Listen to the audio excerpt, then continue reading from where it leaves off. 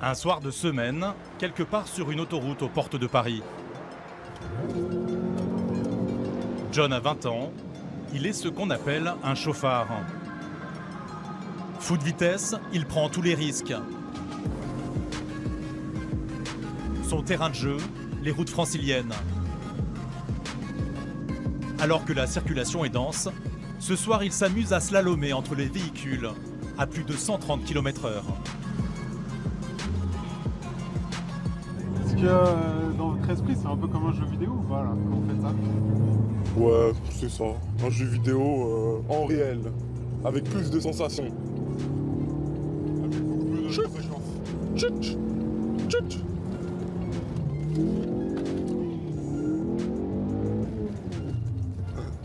Là, c'est mort. Là vous y allez pas. Non, là, c'est pas possible. Ah non, là il a mis une- Je sais que j'aurais cartonné directement. J'aurais fini en dessous le camion, comme un sandwich. Le chauffard ne le sait pas encore, mais cette nuit-là, au volant de son bolide, il va frôler un grave accident. Tout commence quelques heures plus tôt.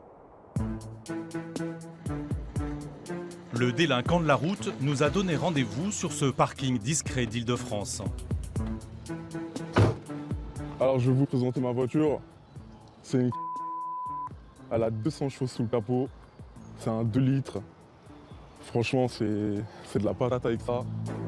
Ce véhicule très léger peut grimper jusqu'à 250 km/h. Et John y a apporté une brillante modification. Un pot d'échappement réalisé sur mesure, complètement illégal. Franchement, c'est le kiff. Tout le monde te regarde quand tu fais ça. Mais John risque bien plus gros pour ce qu'il considère comme sa passion. Regarde, là, je suis à 210 km/h. Régulièrement, il commet de grands excès de vitesse sur les routes de la région parisienne. On a 2,10 au calme déjà. Un peu dangereux, mais c'est bien. Ouais, mais t'inquiète pas, je sais conduire. qu'il aime. Frère. Je sais piloter. Hein. Et à 210 km/h, c'est une sensation de fou. Hein. Je peux t'assurer. Dans son téléphone, toute une collection de ses exploits. Des délits qu'il filme et partage avec sa bande d'amis. Ah, c'est là, attends, c'est là, wesh. Feux rouges grillés. Et surtout des pointes de vitesse qui dépassent largement les limites autorisées. Je suis à 200 km/h avec une... Elle est pas faite pour ça, celle-là, normalement. Ouais, celle-là, non. Mais je De ville. l'ai poussée quand même. Ça donne de bonnes sensations, ça donne de l'adrénaline. Et c'est une voiture puissante, donc faut lui donner ce qu'elle veut, en fait. Tout simplement.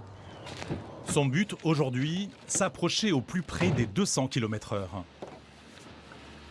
Bah, John, vous mettez la ceinture quand même. Ah oui, bien évidemment. C'est la sécurité. Surtout à la vitesse où je roule, si j'ai pas ma ceinture, c'est la mort assurée. Un peu fou, mais pas inconscient. Voilà, c'est ça. Fou mais pas inconscient.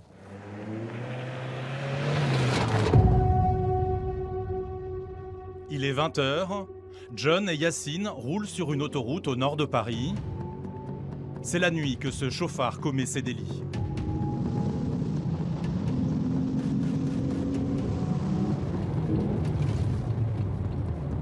Pourquoi vous aimez rouler la nuit C'est un peu plus furtif. Ouais, voilà, c'est ça exactement. Plus furtif et j'ai moins de chances de me faire prendre. C'est-à-dire? Moins de chances d'avoir de gendarmerie ou de police. Donc j'en profite pour rouler vite. Vous avez une application qui tourne là, elle sert à quoi cette application? Oui, c'est ça, c'est pour les radars. Pour voir s'il n'y a pas de radar. La loi oblige les jeunes conducteurs à rouler en dessous de la limite légale de vitesse. Mais ce danger public fait tout le contraire.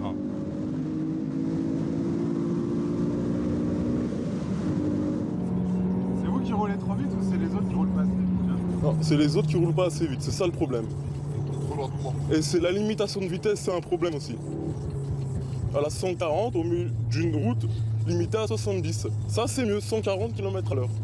Ça serait bien. Là en fait, vous vous amusez en fait là. Ah oui, c'est comme un karting, c'est pareil. Un jeu complètement inconscient qui ce soir-là va presque tourner au drame. Alors qu'à l'entrée de ce tunnel, limité à 90, il roule à plus de 130 km/h. Fais gaffe, fais gaffe. À pleine vitesse, il a failli percuter l'arrière de cette voiture grise. Il trouve ça plutôt amusant. Tu l'as vu quand je t'ai dit fais gaffe. Non, je crois que je m'aurais pas dit, je crois que je m'aurais tapé. Tu l'as pas vu arriver le truc, c'est sûr. Là, vous avez frôlé l'accident ou pas là? Ouais, on a frôlé l'accident.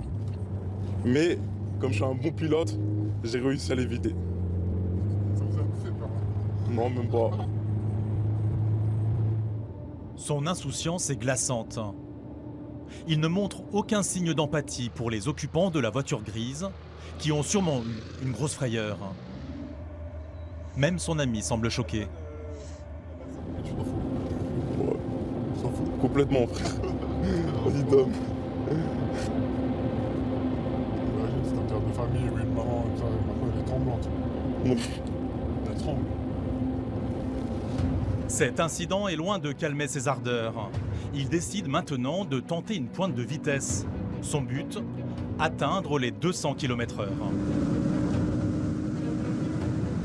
On va attendre 180 là. Est-ce que vous ressentez De l'adrénaline. Tout simplement. Tout simplement. Là on freine parce qu'il y a de la circulation quand même devant. T'as combien là, John? Je pense 190. Sur une portion limitée à 110. Fier de son coup, ce fou du volant a eu sa dose de sensations fortes pour la soirée. Il nous assure que malgré les risques énormes pour lui et pour les autres, il continuera à défier la mort au volant de son bolide. On peut descendre de chez soi et se faire renverser par un bus. Donc moi je profite avec ma voiture et le jour où il m'arrivera quelque chose, bah voilà. Hein. À l'image de John, la route, c'est le carrefour de tous les excès. Sur le bitume, on croise des chauffards en tout genre, comme ces motards accros à l'adrénaline. Des pirates urbains adeptes de rodéo sauvage qui défient les lois. Tiens les condés, on reste groupés. Je veux personne qui part, je sais pas quoi, faites pas les taper. Ouais, on est hors la loi, mais la passion prend le dessus. Sur les routes, les forces de l'ordre constatent près de 600 000 délits par an. Les délits de fuite augmentent chaque année. On en dénombre plus de 400 par jour en France. Écoute, on a un refus d'obtempérer, le mec il vient d'accrocher un véhicule, il se barre là. L'alcool au volant, c'est le deuxième délit le plus souvent constaté par les forces de l'ordre. Parce que là, du coup, vous êtes positif. Ça c'est con. Ouais, c'est embêtant. Pendant plusieurs semaines, nous avons suivi les gendarmes de Mulhouse dans leur lutte contre l'insécurité routière. Il est là-bas. Donc le permis, vous l'avez jamais eu, hein? Des comportements à risque qui parfois se terminent mal. Oh sa mère! En 2018, 3503 personnes ont perdu la vie dans un accident de la circulation. Enfin, quand on a vu les photos de la scène et quand on a vu les photos des blessures, ils reviennent de loin. Et pour ceux qui survivent, les séquelles sont souvent lourdes à porter. Je suis en train de mourir, maman. Face à la violence routière, des citoyens ont décidé de s'engager, comme Chris, le motard justicier. Sa spécialité, arrêter les délinquants de la route, quitte à se livrer à de spectaculaires courses-poursuites en plein Paris. Vous sortez sinon on vous défonce. T'as vu le mec? Tu l'as vu le mec? Dans la jungle de la circulation urbaine, les cyclistes sont en première ligne. Tu te casses. Tu es pas justicier, t'es dans ma voie. Tu te casses. Alors certains d'entre eux ont décidé de partir en croisade contre les incivilités. On va se faire toute la rangée là. Vous écrivez quoi? Avec le piste cyclable. Hop. Piste cyclable, tu te dégages. Chauffards contre justiciers. Enquête sur la route de tous les excès.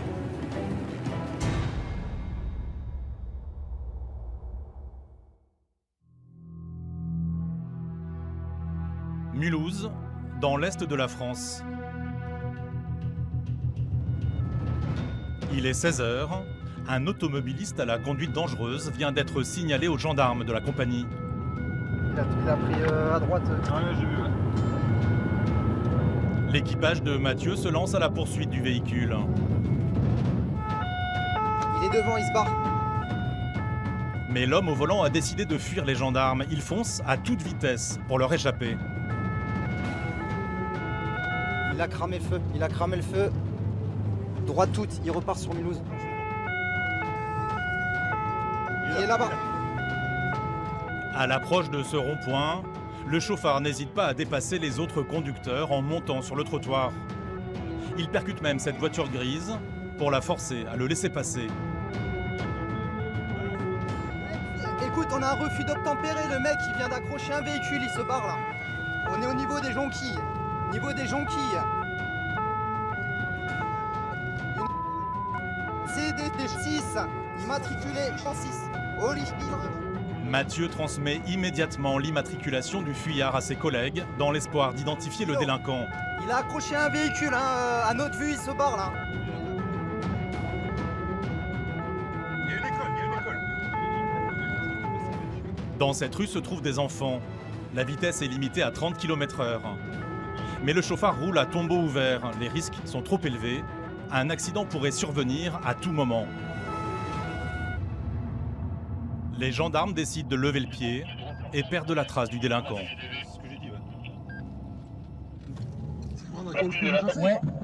Quand vous avez tourné de l'autre côté, il s'est parlé là. C'est ce qu'on a vu. C'est ce qu'on a vu. C'est ce qu'on a vu. Ça marche, merci. Il y a quand même une mise en danger de la vie d'autrui, hein, parce que après il est repassé ici au niveau devant l'école. Il y a quand même du monde, c'est la sortie des classes. Donc voilà, après on ne prend pas tous les risques non plus. Hein.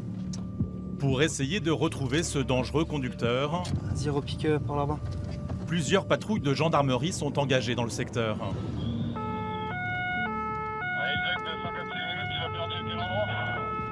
Écoute, on l'a perdu au niveau de Avenue d'Italie. Ouais, c'est bien pris. Écoute, on va remonter vers Ixheim et il y a tous les mois. Ouais, c'est bien pris. Nous, écoute, on décroche, on largue. On va prendre attache avec le conducteur du véhicule qui s'est fait percuter. Hein. Pour Mathieu, l'urgence, c'est d'abord de savoir si dans sa fuite, le chauffard a fait des blessés. Le conducteur de la voiture grise percutée est encore sous le choc à l'arrivée des gendarmes. Oui, ça on vous a vu de toute façon. Et j'ai entendu la sirène, je crois que c'était l'ambulance ou j'ai pas fait gaffe derrière. Ouais. Je vais mis autant pour le mettre sur le côté, pour laisser passer, le gars il monte sur la piste cyclable et il m'accroche. D'accord, à quel niveau Là, à l'avant. À l'avant. Là, l'avant. Il est monté sur le trottoir, il m'a accroché. Ouais. Il s'est arrêté, il y a eu un mouvement d'arrêt quand même ou il a continué sa route Il s'est arrêté un moment, il y avait deux bagnoles devant, mais il est monté sur le trottoir complet, il a fallu le rentrer dedans. Il y avait combien d'occupants à son bord? Ça allait tellement vite. Ouais, je pense bien. Ouais. Le petit n'a rien? Non. C'est bon, il a rien? Ouais, il a pas peur, il a crié sur le coup quand ça... Non mais c'est choquant, c'est choquant. Ouais, c'est la première fois que ça m'arrive. Mais bon, c'est comme ça. Ça va, vous avez eu peur pour votre petit, j'imagine? Ouais, c'est le petit le plus. Mais bon, il y a eu plus de peur que de mal. Mais ça va aller. Y a pas de problème. Si pour ces victimes, l'incident se termine bien, les choses se compliquent pour le fuyard. Grâce à l'immatriculation relevée par Mathieu, les gendarmes ont réussi à identifier le propriétaire du véhicule. Un père de famille dont l'adolescent a subtilisé les clés pour rouler sans permis de conduire. Un scénario qui explique cette folle course-poursuite dans les rues de Mulhouse. Le camarade vient de m'informer que c'était bien le fils du propriétaire qui roulait avec le véhicule. Donc là, les parents vont le ramener à la brigade. Pour le moment, on ne sait pas où est le véhicule, mais on va faire le point une fois arrivé à l'unité. Hein. En début de soirée, c'est le père de famille en personne qui vient livrer son fils aux gendarmes. Bonsoir, vous stationnez à côté du Scénic là-bas? Merci. Le jeune chauffard a 17 ans. Il a déjà été arrêté pour défaut de permis de conduire. On va y aller? D'accord. Il est immédiatement placé en garde à vue. Son comportement aurait pu très mal finir. Et effectivement, de rouler plus de 100 dans une zone limitée à 30 où il y a un groupe scolaire avec une école maternelle, une école primaire, avec de la circulation et des véhicules stationnés et des personnes qui sont sur les trottoirs. Voilà, c'est dangereux, c'est inconscient, c'est de l'inconscience pure. Par chance, il n'a fait que des dégâts matériels. On constate clairement le choc qui est plus impressionnant que ce qu'on pensait en fait. Le véhicule est marqué sur l'ensemble du côté gauche. Mais le cauchemar du père de l'adolescent n'est pas terminé. En plus de retrouver sa voiture sérieusement amochée, les gendarmes vont lui annoncer une très mauvaise nouvelle. Son véhicule va être saisi. Mais monsieur, vous n'avez pas le choix de toute façon. Oui, Mais lui, saisi. Pourquoi c'est le véhicule qui a servi à commettre l'infraction, il est saisi. Comment ça, il saisi? Ils m'ont fait travailler avec. Bah alors demain, on prendra une décision avec le parquet, mais jusqu'à ce soir, parce que demain on voit clair, le véhicule est saisi. D'accord, il bouge plus d'ici. La voiture, comme dit, elle est assurée, elle a un contrat technique. Mais c'est pas le souci, monsieur, elle est en règle sur moi, d'accord? C'est qu'elle est en règle. Voilà. Mais là, dans le cadre de la procédure, pour l'instant, c'est l'objet de l'infraction, elle est saisie. Donc je vous demanderai de me remettre les clés, la carte grise, s'il vous plaît. À contre-cœur, le père de famille s'exécute. Ce soir, il repartira à pied. Vous avez la carte grise aussi du véhicule? Ouais, du tout. Là, il a pris, de ce qu'il nous a dit, il a pris les clés en cachette de son père, quoi. Sachant que c'est le véhicule que son père prend tous les jours pour aller au travail. Donc c'est embêtant. C'est embêtant. Mais à un moment donné, voilà, il faut sévir également aussi de notre côté, quoi. Depuis 2017, la loi condamne plus sévèrement les refus d'obtempérer. Surtout en cas de mise en danger de la vie d'autrui, comme lors de cette course-poursuite. Le jeune chauffard encourt 75 000 € d'amende et 5 ans d'emprisonnement maximum.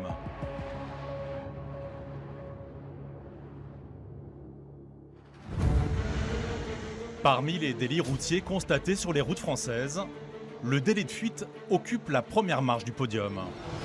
Un délit de fuite, c'est un conducteur qui décide de s'échapper après avoir causé un accident de la circulation.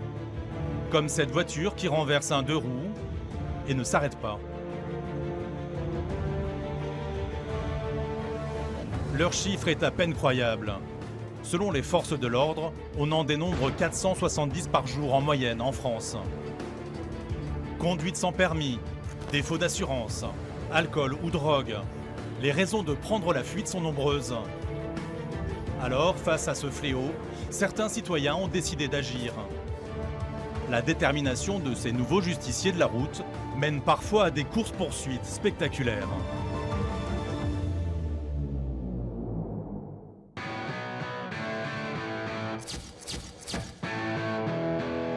Chris, restaurateur de profession, est l'un de ces justiciers d'un nouveau genre. Sur le casque du motard, une petite caméra filme tous ses trajets en région parisienne. Vous filmez avec votre caméra? Avec ma caméra, j'arrive à filmer tout ce que je vois dans Paris. À chaque fois que je roule, je l'allume. Il se passe toujours quelque chose sur Paris et c'est grâce à ça que j'arrive à faire mes vidéos, mes montages, qu'ils soient drôles ou pas. Dans ses vidéos, Chris aime filmer ses interactions avec les autres usagers de la route. Ah, c'est le moment de faire la course avec la trottinette, on dirait. Qui va aller le plus vite? Trottinette, Z800. La course. Ah bah il en reste plus vite que moi. Marque de fabrique? Ouais c'est ça, essayer de faire rire les gens, ça, j'aime ça. Des petits moments de vie qu'il monte et diffuse sur un ton humoristique et décalé. Alors bonjour, j'ai vu beaucoup de choses à Paris, mais là c'est bien la première fois. Ça doit bien marcher aussi pour les filles, ça. Hein? Et pour le motard youtubeur, le succès est au rendez-vous. Près de 300 000 abonnés sur sa chaîne. Au total, ses vidéos ont été vues plus de 10 millions de fois. Comment ça va? La forme? Merci, à bientôt. Un abonné, ça c'est cool.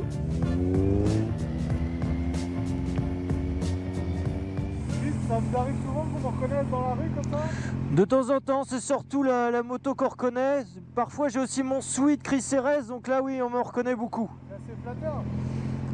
Un petit peu. Si Chris est si populaire, c'est surtout parce qu'il s'est taillé une réputation de justicier à moto. Comme ce soir-là, il y a quelques mois, alors qu'il est en train de rouler avec des amis en région parisienne. Donc moi j'organise quelques soirées avec des amis motards, donc là on passait par le bois de Boulogne et là on voit un scooter qui fonce directement dans une voiture qui a coupé la priorité. En lui coupant la route brutalement, cette voiture blanche ne laisse aucune chance au scooter. Un choc frontal impressionnant à plus de 50 km/h.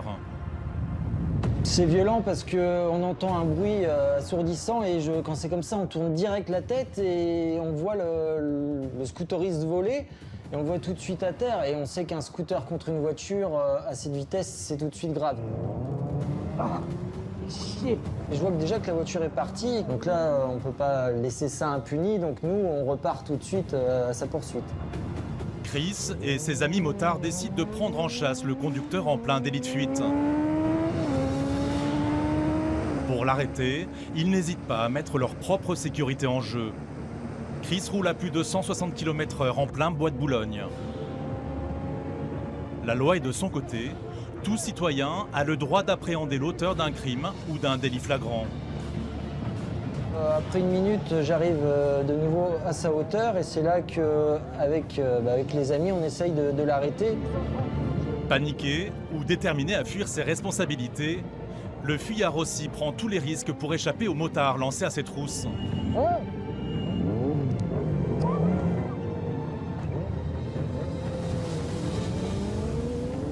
On arrive à ce feu rouge et justement on retape un peu sur la voiture, elle veut toujours pas s'arrêter.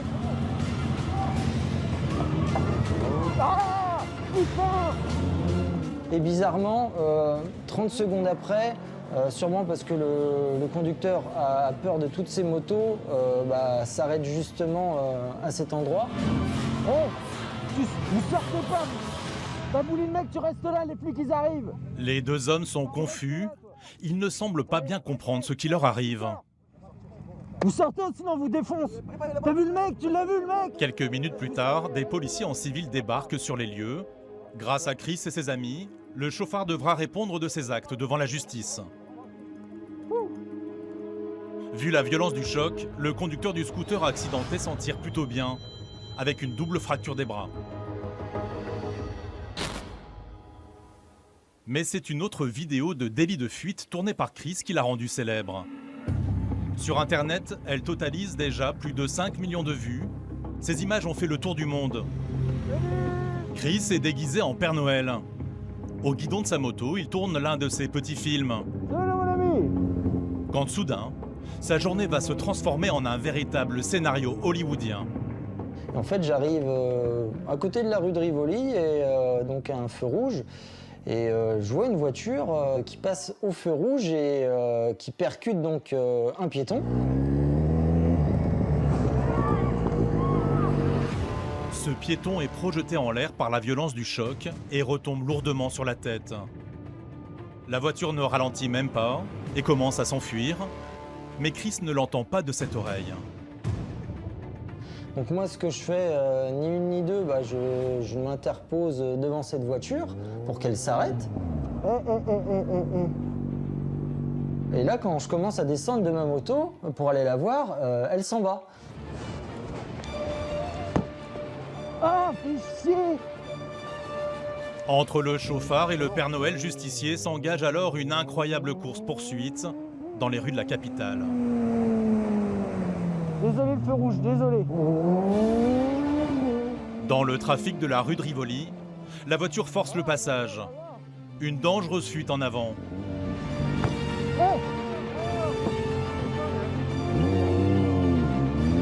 La situation devient incontrôlable et Chris, conscient du danger, tente de calmer la conductrice pour éviter un suraccident. Arrête-toi. C'est là que j'arrive avec ma moto à me mettre devant elle. Et là, je me dis, elle s'arrête. Donc là, je redescends de ma moto. Là, je me dis, c'est bon, c'est fini, elle va s'arrêter. Et en fait, elle repart. Et là, tu te dis, mais qu'est-ce qu'elle fait? Qu'est-ce qu'on va faire là? Loin de se calmer, la femme au volant de la voiture noire n'hésite pas à remonter la file de véhicules en sens inverse. Malgré les risques évidents de cette poursuite en plein Paris, Chris ne lâche pas la fuyarde.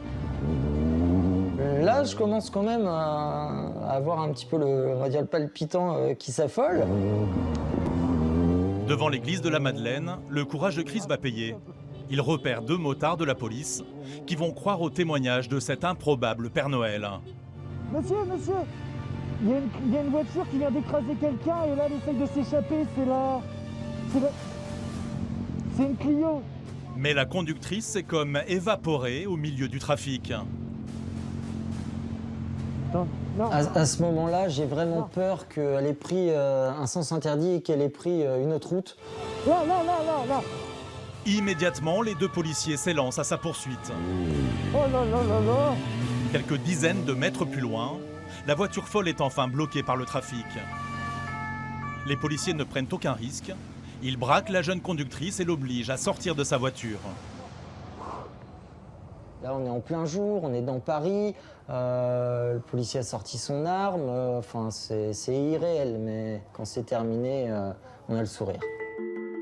Mise hors d'état de nuire, la conductrice sera placée en garde à vue et finalement hospitalisée dans un établissement psychiatrique. Malgré ce choc incroyable, la victime s'en sort bien, avec quelques points de suture à la tête et une fracture de la mâchoire. Ce monsieur a été très reconnaissant, il voulait même me faire un cadeau. Moi, j'ai refusé tout de suite parce que le vrai cadeau dans cette histoire, c'est de l'avoir rencontré. Je pense que quand il vous arrive ce genre de scène, quand vous revoyez la victime après, c'est ça tout le mérite qu'on peut avoir en fait. Chris, le justicier motorisé, continue d'arpenter les rues de la capitale chaque semaine. Les chauffards n'ont qu'à bien se tenir. Si certains motards n'hésitent pas à prendre de gros risques au service de leurs prochains, d'autres recherchent le danger pour le plaisir. Les rodéos sauvages, c'est le nouveau fléau qui touche des centaines de quartiers en France. Le plus souvent, ce sont des jeunes à 2 ou 4 roues qui jouent au chat et à la souris avec les forces de l'ordre. D'après le ministère de l'Intérieur, en 2017, on dénombrait 40 rodéos sauvages par jour, en moyenne. Un phénomène en augmentation de 20%. Alors, en 2018, une nouvelle loi est venue pénaliser les rodéos. C'est aujourd'hui un délit qui peut coûter très cher.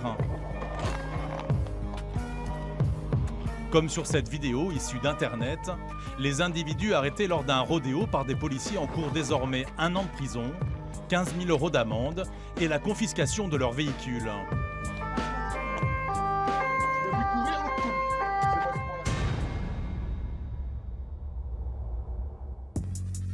Quelque part en Île-de-France. Exceptionnellement, nous avons pu filmer cette cinquantaine d'amateurs d'une discipline que la nouvelle loi a rendue illégale. Ils se sont donné rendez-vous dans cette impasse discrète d'une zone commerciale. Nous, ce qu'on aime, c'est la sécurité, qu'il n'y ait pas de voiture, qu'on ne dérange pas les gens. On n'est pas là pour ça, pour déranger le voisinage, etc.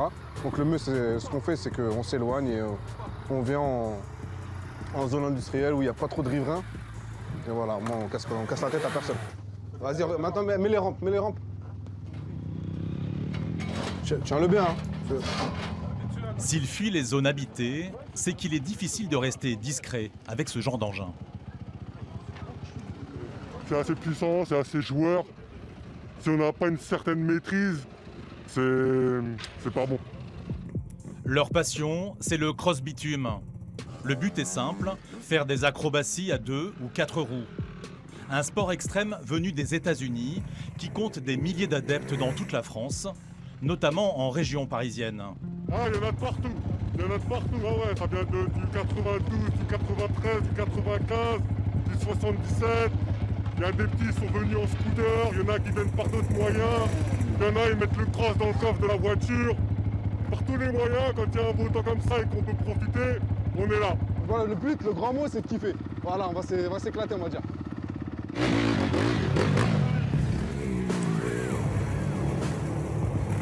Tous ces accros aux frissons mécaniques se regroupent sous une même bannière. Ils appellent ça la bike life. Les meilleurs bikers sont ceux qui maîtrisent parfaitement les figures imposées de la discipline. Mais leurs prouesses vont rapidement prendre fin. Après une trentaine de minutes, les gendarmes sifflent la fin de la récréation. La nouvelle loi interdit formellement ce genre de rassemblement sur la voie publique, même si la zone est déserte. Voilà. Ils arrivent pour ranger les compètes. Ouais, tu vois. Je dis, tous les compètes qui seront dehors, ils vont les embarquer. Voilà, malheureusement. Ouais, ouais, bah, ça a été court, très court. Alors qu'on fait rien de mal, voilà, il n'y a personne, il n'y a pas de circulation, il n'y a pas de voiture. Il n'y a que des passionnés. Il n'y a que des mecs, regarde, ils sont tous équipés. Là, son casque, j'ai mon casque, ils ont tous leur casque. Voilà. Ça, c'est notre passion. Là, on nous en empêche. Voilà, c'est comme si vous avez un match de foot. Et malheureusement, on vous dit que c'est annulé. Bah, c'est pareil, c'est la même frustration qu'on ressent justement dans chacun de nous. Voilà des années que ces passionnés de mécanique espèrent que leur hobby devienne un sport officiel. Ils demandent un lieu, comme par exemple une piste d'aérodrome désaffectée, pour s'amuser en toute légalité. Mais jusqu'à présent, les pouvoirs publics font la sourde oreille. On se sent rushé, alors qu'on fait rien de mal. Hein, c'est pacifique. On préfère être là que sur autoroute et mettre en danger les gens. Concrètement, qu'est-ce qu'ils préfèrent les gens? Ça ou sinon on va sur autoroute, si on peut pas être là, on va sur autoroute. Mais là ça va être pire. Il va y avoir un accident, il va y avoir des morts, etc. Bon gré mal gré, ces cross-bitumeurs obtempèrent et quittent la zone commerciale sous le regard des gendarmes intraitables. Il faut dire que la discipline traîne une réputation sulfureuse. Quelques jours plus tard, deux inconditionnels du genre nous ont donné rendez-vous en banlieue parisienne.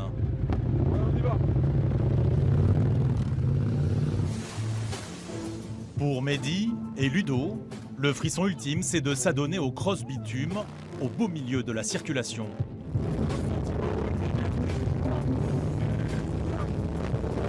Une pratique illégale et dangereuse, la moindre erreur pourrait provoquer un accident.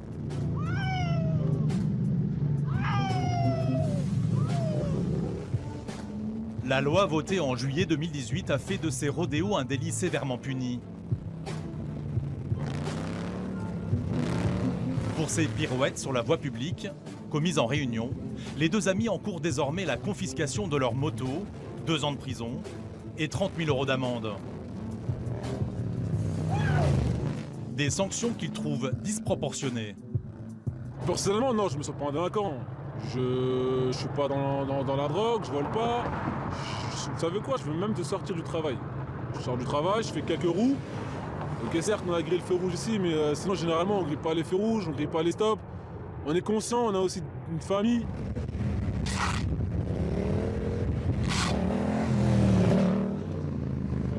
Et la police d'ailleurs qui arrive, on les voit. Donc voilà, on va bouger avant qu'ils nous attrapent. Hein. Allez, à tout à l'heure.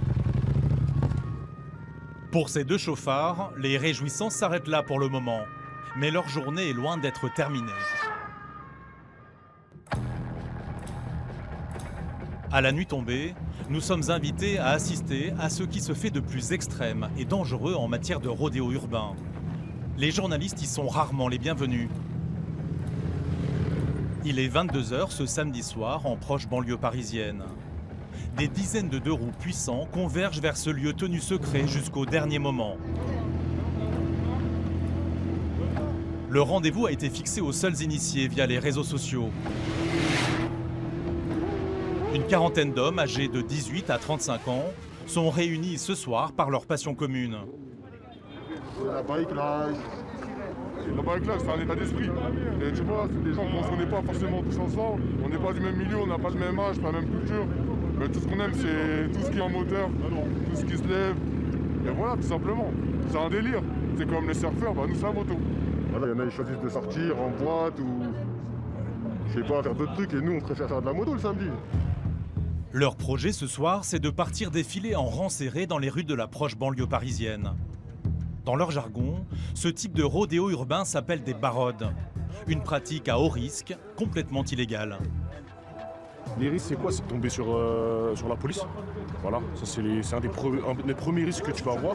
Tomber sur la police, ensuite ça part en chasse. Quand ça part en chasse, qu'est-ce qui se passe? On prend beaucoup plus de risques. On va aller à des très hautes vitesses. Tu vois, on va frôler les gens. Eux, c'est pareil, tu vois, on va les mettre un peu en danger et c'est pas ce qu'on cherche, tu vois. Et c'est ça, en fait, on va dire, le principal danger de ces barreaux un peu nocturnes, on va dire. Pour contrer la police, les pirates du bitume ont une stratégie bien élaborée. Allez, tout le monde se rapproche. On va commencer. Tout le monde va flouter sa plaque. D'accord? C'est ok pour tout le monde? Ok. Ensuite, ceux qui n'ont pas l'habitude de lever, comme je vous ai dit, faites pas des trucs de ouf. Si elle est condée, on reste groupé. Je veux personne qui part, je sais pas quoi, faites pas les tapettes. Si elle est condée, on reste groupé. Ceux qui lèvent pas, vous les bloquez. Comme ça, on laisse partir les gens. Quitte à arrêter le trafic, y a pas de souci. Ok? Il n'y aura pas de risque. Les plaques, elles sont floutées, tout ça, ok, c'est bon? Faites pas n'importe quoi. Hein. S'il vous plaît, les gars, en mode sécurité. Voilà, je veux pas qu'il y en a un, il se retrouve, il est tombé ou je sais pas quoi. Ok? Bonne chance. Plaques masquées, cagoulées et casquées, la meute s'élance à la conquête de l'ouest parisien.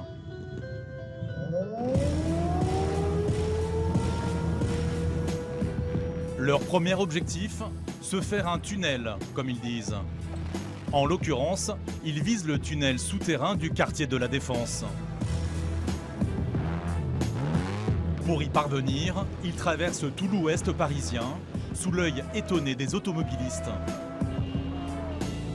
Mais leur but, c'est d'abord s'amuser et se faire remarquer. Ils enchaînent les figures, plus spectaculaires et dangereuses les unes que les autres.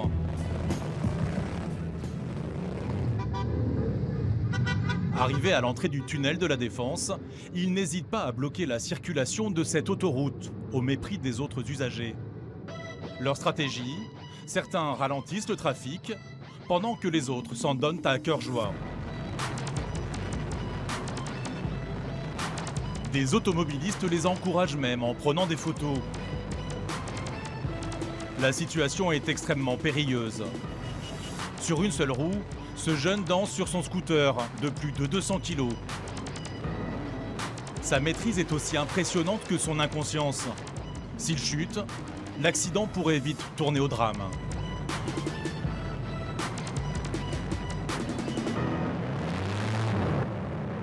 Leur rodéo urbain dure maintenant depuis plus d'1 heure. Toujours aucune patrouille de police en vue, les chauffards du samedi soir sont euphoriques.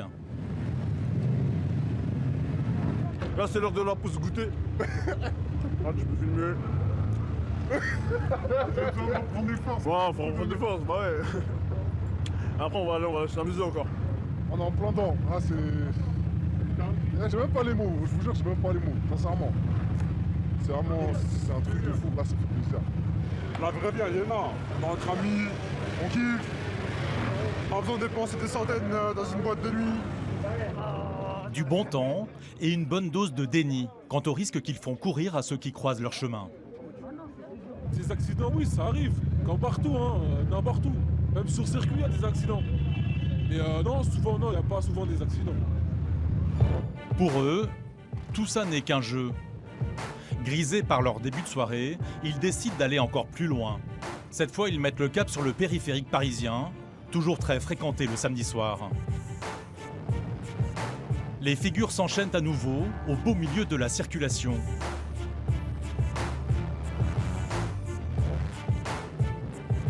Mais ces casse-coups imposent cette fois une difficulté supplémentaire. Ils s'amusent à s'échanger ce plot et à réaliser leurs acrobaties sans le lâcher.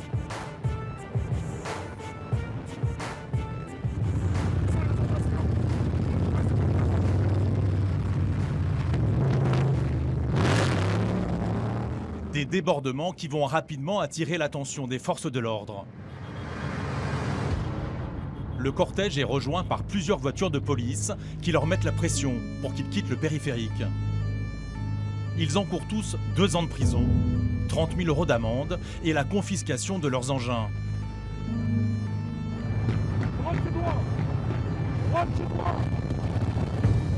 Le groupe met en œuvre sa stratégie.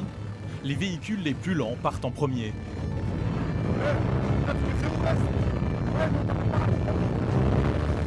À pleine vitesse, les scooters puissants fuient les derniers. Ils remontent les files de voitures à plus de 150 km/h et s'évanouissent dans la banlieue parisienne.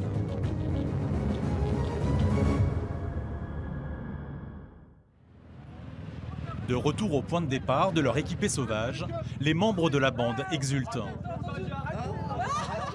Et là, ça y est, ils ont mis première, deuxième, c'est là dans la manche. Je le plombe. Ces jeunes ont fait le plein de sensations extrêmes. Ce soir, la chance était de leur côté. Ils n'ont eu ni accident, ni arrestation. Hors la loi, ouais, on est hors la loi, mais la passion, elle prend le dessus. En fait, on sait que ce qu'on fait, c'est interdit, c'est pas bien, c'est dangereux et tout, mais c'est la passion, c'est la sensation qu'on... En fait, on va aller au-dessus des lois juste pour ça, en fait. C'est con, c'est bête, mais quand on est dedans, c'est mort. On est accro. C'est pire que la drogue. À l'image de ces motards accros à l'adrénaline, sur la route, l'enfer, c'est souvent les autres. En cas d'accident, pas toujours facile de se mettre d'accord sur les responsabilités de chacun. Alors, pour prouver sa bonne foi, un œil impartial peut s'avérer très utile. C'est le rôle des dashcams, ces caméras miniatures embarquées dans les véhicules. Le principe est simple, tout ce qui se passe sur la route est filmé. Selon les estimations, environ 30 000 voitures françaises en seraient équipées. Oh putain de merde!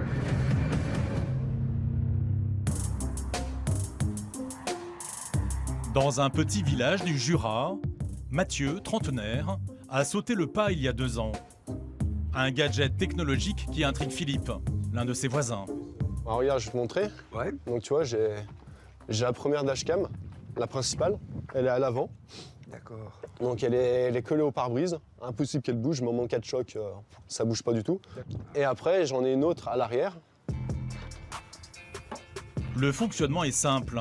Dès que Mathieu allume le contact, les 2 caméras filment en continu jusqu'à l'extinction du moteur.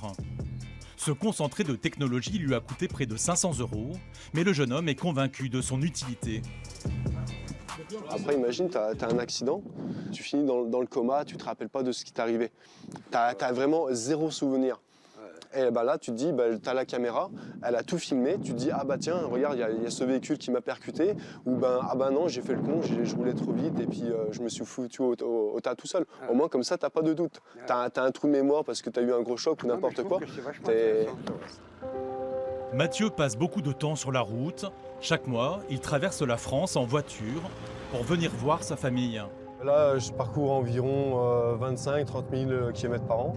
Comme conducteur, je pense que j'ai une conduite raisonnable, je conduis normalement. Je fais tout pour respecter les limitations de vitesse, le code de la route en général. Malgré une conduite très prudente, Mathieu a déjà subi plusieurs accidents. J'ai eu 3 accidents. 3 accidents dont rien de bien grave et j'ai jamais été fautif. Des accidents non responsables qui l'ont poussé à s'équiper de sa petite caméra, au cas où. Un choix qui s'est finalement révélé utile. Un jour d'août 2017, il roule tranquillement sur cette route, près de chez ses parents. Je rentrais de Bourg-en-Bresse, c'est une ville juste à côté, où j'ai fait mes courses. J'étais dans ce sens-là, sur cette route. Je roulais à vitesse normale, à l'époque on pouvait rouler à 90, donc j'étais à 90. Et là, juste au virage d'après, il y a la voiture qui s'est déportée sur mon côté et qui m'a percuté. Exactement, juste là. Et moi j'ai fini dans le fossé, juste là à droite. Et voilà ce que la petite caméra de Mathieu enregistre ce jour-là.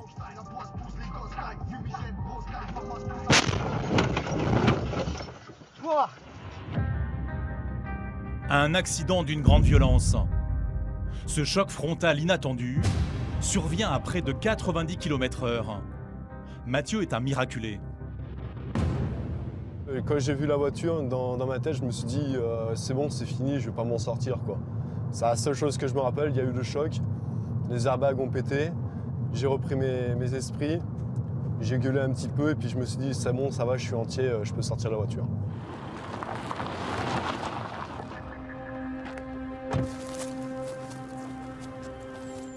De retour sur les lieux de l'accident, Mathieu se souvient de chaque détail de cette terrible journée. Donc là, juste après le choc, la voiture qui m'a percuté, elle a dû terminer quelque part là, juste en face, contre les rochers. Et moi, ma voiture, elle a fini dans le talus, juste là à droite. L'état de sa voiture témoigne de la violence du choc. Passé la stupeur, c'est la colère qui envahit Mathieu. Oh sa mère!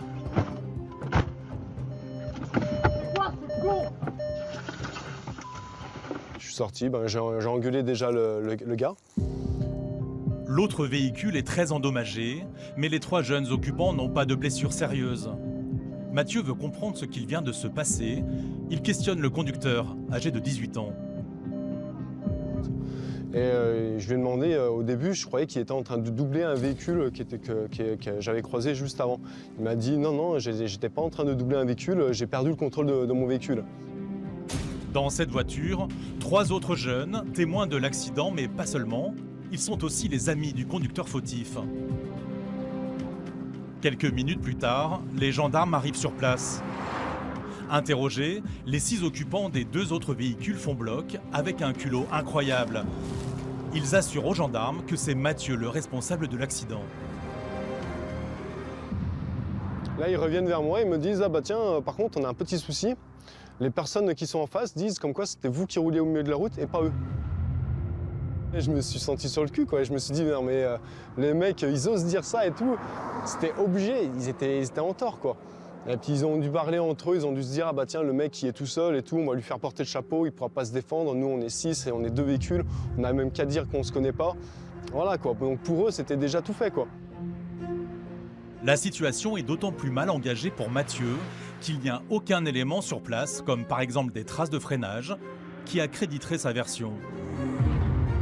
Pour les gendarmes, c'est la parole de Mathieu contre celle de 6 personnes. Il dégaine alors son dernier atout. Et là, j'ai pensé directement à ma dashcam, à la carte micro SD que j'avais déjà retirée, que j'avais mis dans ma poche. Et j'ai directement donné la carte micro SD aux gendarmes en leur disant voilà, ça a tout été filmé, c'est tout dessus, tenez. La petite caméra de Mathieu va finalement faire triompher la vérité. Le soir même, les gendarmes m'ont rappelé en me disant comme quoi, monsieur, on a regardé la vidéo et vous pouvez dire à votre assurance comme quoi vous n'êtes pas en tort. Donc la caméra m'a vraiment sauvé les miches. Sans ça, dans le meilleur des cas, j'aurais eu 50-50, mais vraiment dans le meilleur des cas avec beaucoup de chance. Et grâce à la caméra, j'étais non responsable. Mais en matière d'accident de la route, vous allez voir que les gendarmes n'ont pas toujours besoin d'images pour rapidement comprendre qui est fautif.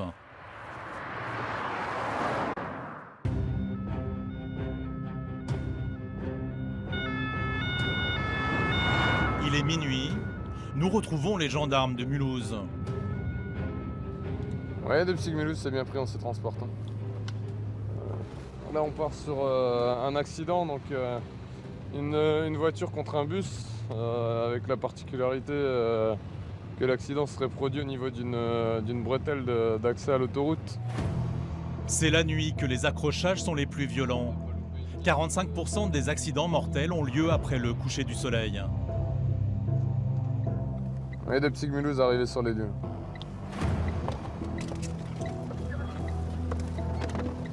Ce soir, heureusement, il n'y a que des dommages matériels. Messieurs, dames, bonsoir, la gendarmerie. Bonsoir. Qu'est-ce qui s'est passé? J'ai doublé, j'ai tapé le bus. D'accord. Alors qu'il roulait tranquillement dans son bus vide, le chauffeur a été percuté par ce véhicule noir. La puissante berline aurait accroché l'arrière de l'autocar. Grégory veut d'abord déterminer les responsabilités de chacun. C'est le chauffeur du bus. D'accord, c'est vous le chauffeur du bus, c'est vous le chauffeur du véhicule. Le chauffeur du bus. Ok, d'accord. Il est mort. Mais qu'est-ce qui s'est passé? Vous n'êtes pas assez déporté? Ouais, Oui, ouais. je pense. D'accord. Ok. Quelque chose comme ça. Et dans le bus, vous avez personne? Non. Je roulais, j'ai mal calculé le bus. Voilà. C'est vous qui êtes venu taper dedans? Ouais. À l'arrière? Ouais, à l'arrière. Après, vous circuliez à combien là au moment du choc, monsieur? 110, 120. Hein. Ouais, donc ça quand même. Et vous étiez quoi Pareil, ils sont à 80, 80, ouais. 80, 90, comme le bus, il a le droit de rouler. Les occupants de la berline ont eu beaucoup de chance de ne pas être blessés. C'est que du dommage matériel. Je veux dire, c'est pas comme si vous aviez perdu une jambe ou autre chose, quoi, voilà. C'est l'essentiel, que nous, on arrive. Parce que c'est quand même du côté de madame que ça a tapé, quoi. Rapidement sur place, un dépanneur vient récupérer la voiture accidentée du couple. Il estime que la berline sera sans doute classée épave, au grand désespoir du conducteur. À 230 000 km, avec toutes les airbags qui ont pété, même si c'est une Audi, hein, c'était insonnable. Non, non, elle est belle. Elle est belle, cette voiture. Enfin, elle était. Non, faut pas dire ça. C'est l'expert qui verra. Oui, elle est belle. Ouais, elle est belle. On vous embête pas plus, on vous laisse repartir. L'attitude de l'homme met la puce à l'oreille aux gendarmes. Manifestement, il ne semble pas dans son état normal. Est-ce que vous avez consommé de l'alcool? Un petit peu. Un petit peu. Grégory procède alors à un contrôle d'alcoolémie. Donc vous soufflez, on vous dit stop. Ok, c'est bon. Vous avez bu combien de... J'ai bu 2 verres de vin. 2 verres de vin, d'accord. Et ça date de quand, le dernier verre? Une demi-heure à peu près. D'accord. Parce que là, du coup, vous êtes positif. Ça, c'est con. Ouais, ça, c'est embêtant. On va aller faire la vérification au bureau. Testé à son tour, le chauffeur du bus accidenté est négatif. Voilà, 0. Pour Grégory, le scénario de l'accident se précise. Alcoolisé, le conducteur a certainement mal évalué les distances quand il a voulu dépasser l'autocar. Il dit avoir bu 2 verres, tu crois ça quoi? Non, je pense pas. Non, je pense que... ou alors c'est des gros verres. Et là, ouais, il doit être bien au-dessus. On va aller voir à l'unité, mais je pense qu'il est bien positif. Ouais. Le chauffard est emmené à la gendarmerie pour connaître son véritable taux d'alcool. Dans la voiture, Grégory commence à l'interroger en douceur. Vous avez mangé quoi ce soir? J'ai mangé une marmelade mexicaine. Ça me réussit pas apparemment. Hein. Je te le dis, moi. C'est la dernière fois que je mange ça. Bien éméché et en confiance, l'homme reconnaît finalement sortir d'un dîner bien arrosé. J'ai bu un apéro, j'ai bu 2 verres de vin à table et un Irish café à la fin, et voilà quoi. Un repas quoi. De 0,25 jusqu'à 0,39, la personne est en contraventionnel. À partir de 0,40, la personne est en taux délictuel. Oh, je suis pas au-dessus. Oui, ça après on va voir, la machine elle nous le dira. Impossible. Impossible? Impossible. Je suis confiant. Le chauffard est optimiste. Minimiser son état est une attitude récurrente chez les conducteurs alcoolisés. Vous venez ici, monsieur, s'il vous plaît? L'homme va maintenant devoir souffler dans l'éthylomètre des gendarmes pour connaître son alcoolémie précise. S'il vous plaît. Allez-y, encore, videz bien les poumons. C'est bon. Merci. Ils se trompent jamais, ceux. Ah, ils se trompent jamais, non. 0,56. Et ça veut dire quoi? En gros, ça veut dire 1,12 g. Ça fait beaucoup, ça? Ça fait beaucoup, ouais. Ah, j'ai pas bu tellement. Bah, pas tellement. On est en taux délictuel. Un taux délictuel, car 1,12 g d'alcool par litre de sang, c'est plus de 2 fois la limite légale, fixée à 0,5 g. Vous risquez de plus avoir de permis pendant quelques temps. Quelles sont les conséquences que ça va avoir sur votre vie de tous les jours? Bah, mon travail. Hein. Comment je vais travailler en Suisse si j'ai plus de permis? Enfin dégrisé, l'homme commence à comprendre les conséquences des mauvais choix qu'il a fait ce soir. Pourtant, il a toujours du mal à assumer pleinement ses responsabilités. Je sais que j'ai pas trop bu. Et En fait, dans ma tête à moi, je suis pas fautif, mais bon, puisque j'ai bu de l'alcool, j'ai fait l'accident, ben, je suis fautif, tout simplement. Voilà. Et je peux rien faire. Les gendarmes sont habitués au déni des automobilistes alcoolisés au volant. Il est fréquent qu'ils n'admettent pas représenter un grave danger sur la route. Il ne se rend pas compte que ça aurait pu être un accident mortel, que sa femme aurait pu être paralysée à vie. Et je pense que demain, il risque de déchanter un peu plus quand il va comprendre que la voiture est épave, que son permis, il ne va plus l'avoir pendant quelques mois. Forcément, je vous laisse signer ici. Si ce soir le chauffard repart libre, dans les semaines à venir, il sera jugé par un tribunal. Pour ce délit, il encourt jusqu'à 2 ans de prison ferme, 4 500 € d'amende et 3 ans de suspension de permis. Allez, bonsoir. Merci. Chaque année, environ 200 000 personnes sont contrôlées positives à l'alcool au volant sur nos routes. Un fléau responsable de 20% des accidents mortels. Cela représente plus de 700 décès par an.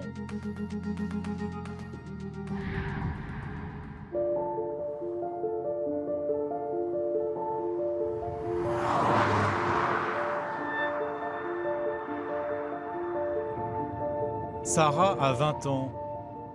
Elle est accompagnée de sa maman. Il y a 1 an, elle a été victime d'un grave accident de la route après une soirée trop arrosée.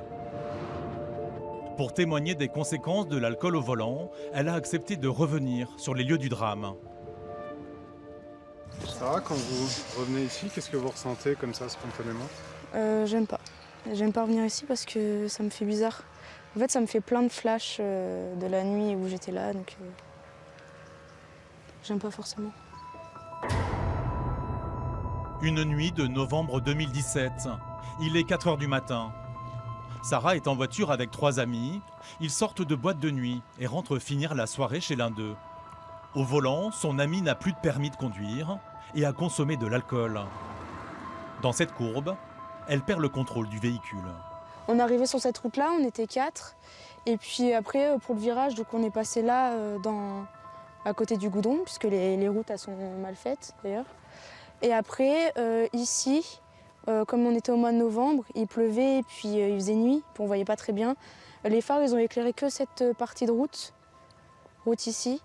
Et du coup, au dernier moment, on a vu que c'était donc le virage qui continuait par là-bas. On s'est pris le terre-plein ici. Et donc là, ça a fait des traces. Donc la voiture, elle a sauté contre le bitume. Ça a fait des traces ici. Et après, on est venu directement contre le poteau EDF de l'autre côté. Sur ces photos prises le lendemain de l'accident, l'état de la petite voiture témoigne de la violence du choc.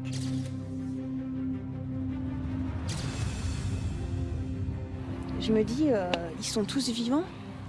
C'est... Ben oui, ça tient, je sais pas si ça tient du miracle ou si ça tient c'est le dernier avertissement, il faut que tu fasses quelque chose pour que ça change. Mais en tout cas, ils sont tous les 4 en vie, ils marchent tous les 4, ils ont tous les 4 leurs facultés. Et, enfin, quand on a vu les photos de la scène et quand on a vu les photos des blessures, ils reviennent de loin. Côte fêlée, vertèbres fracturées, Sarah, assise à l'avant, est gravement blessée. À l'époque, c'est sa meilleure amie qui est au volant, malgré la suspension de son permis pour conduite en état d'ivresse. Cette nuit-là, elle roule avec plus d'1 gramme d'alcool dans le sang. On va pas se plaindre par rapport à toutes les familles qui perdent les leurs, mais ça met en colère. Franchement, ça met en colère. Que là, ça me fait plein de flashs et c'est dur, donc je voudrais pas, j'ai pas envie de fumer. 1 an après les faits, Sarah est encore victime d'un lourd traumatisme psychologique. On lui a diagnostiqué un syndrome post-traumatique. Concrètement, elle fait des cauchemars, des crises de pleurs et de panique. Mais le pire, ce sont les flashs de l'accident qui hantent sa mémoire.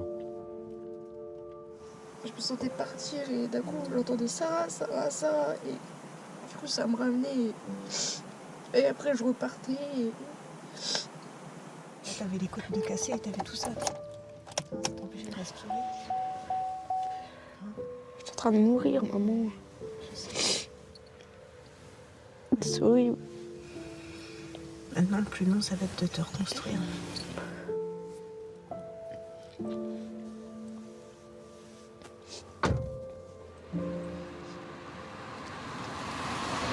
Virginie a vécu le cauchemar de tous les parents.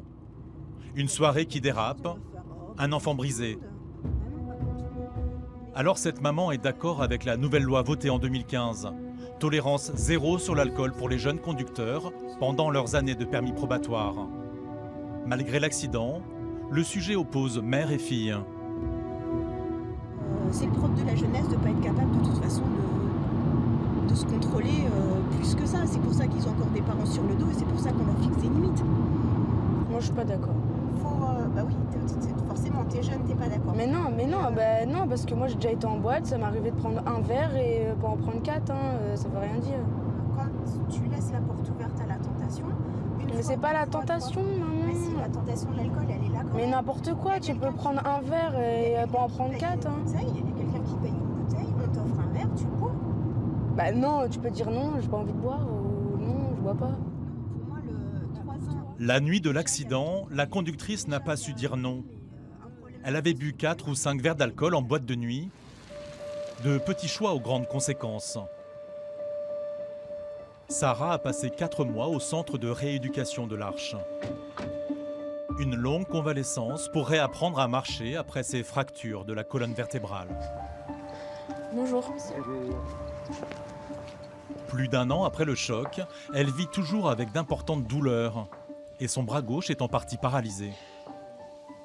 Elle espère que le docteur qui a encadré sa rééducation pourra l'aider à soigner ses séquelles. Son mal-être est profond. J'ai besoin de savoir si je serai toujours comme ça ou si c'est juste passager, s'il y a des solutions ou s'il n'y en a pas.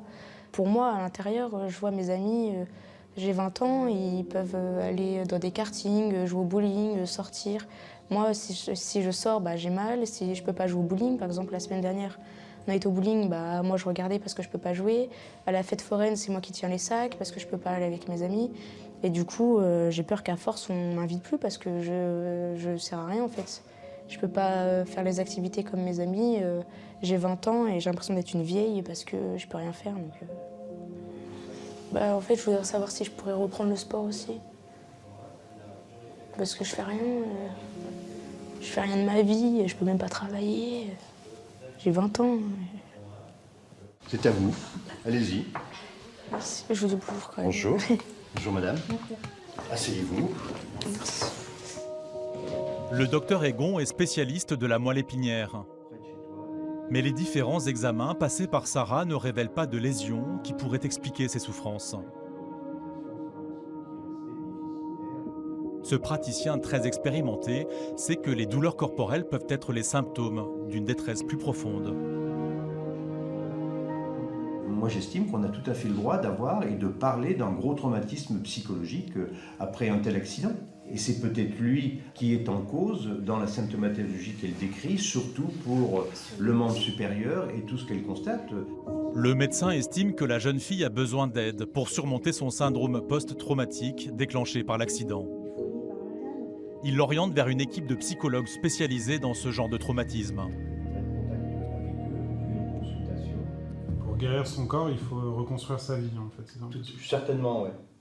Il faut reconstruire sa vie, se reconstruire le reste et la suite de sa vie. Là, il y a eu un arrêt, je pense, dans la construction de sa vie. Merci docteur. Au revoir. Ce diagnostic n'est pas celui qu'attendait Sarah. Soigner un traumatisme psychologique lui paraît long et incertain. Elle espérait une explication plus concrète à ses douleurs. Ça fait 1 an que toutes les semaines j'ai des rendez-vous et toutes les semaines on me renvoie faire quelque chose d'autre. Et après on me renvoie vers un autre truc et du coup ça commence à faire long et ça commence à faire beaucoup et j'en peux plus en fait. J'ai envie que ça s'arrête au bout d'un moment. J'ai envie que ça soit mon passé et pas que ça revienne continuellement dans ma vie. Pour Sarah, le chemin de croix est loin d'être terminé. La prochaine épreuve qu'elle devra affronter sera judiciaire. Dans quelques jours se tiendra le procès de son ancienne meilleure amie, qui conduisait cette nuit-là, alcoolisée et sans permis de conduire.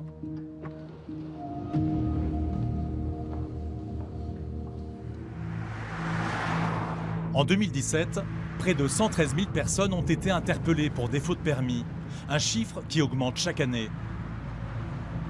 Alors, les usagers de la route qui conduisent sans le précieux sésame sont désormais dans le collimateur des forces de l'ordre.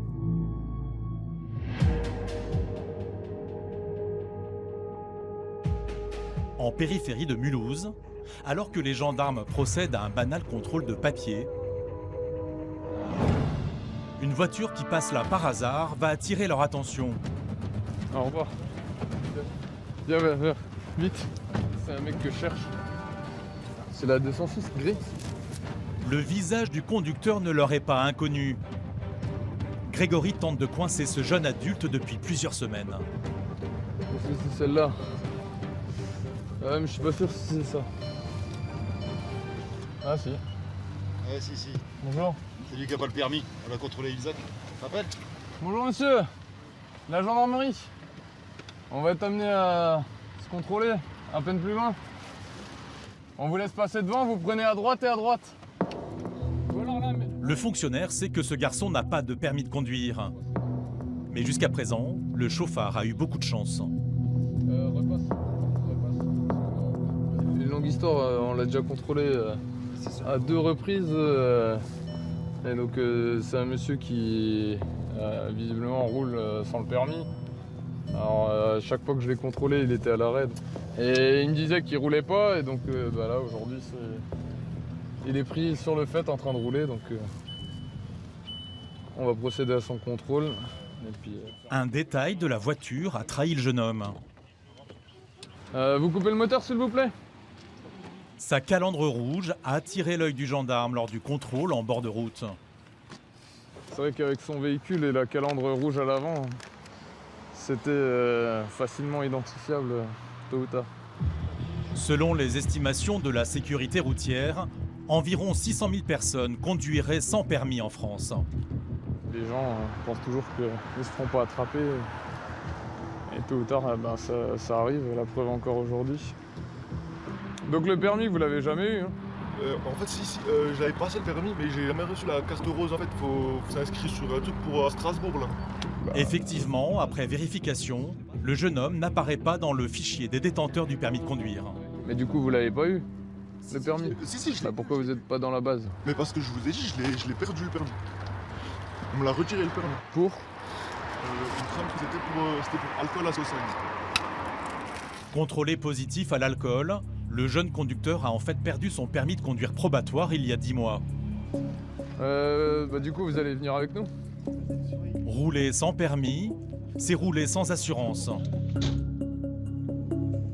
Jusqu'au jour où on a quelque chose de plus grave que le contrôle des gendarmes, c'est un accident où on va tuer quelqu'un, on va briser une famille, on va briser des vies. Donc clairement, il n'y a pas de tolérance par rapport à ça.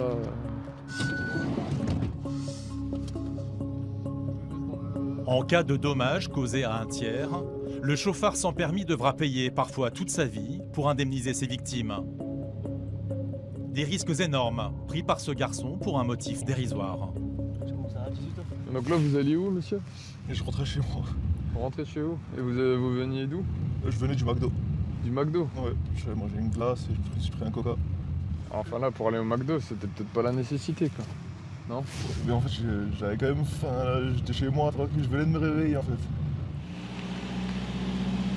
Arrivé à la brigade, le jeune adulte est rapidement soumis à un test de dépistage du cannabis. Prenez place, je vais faire ça.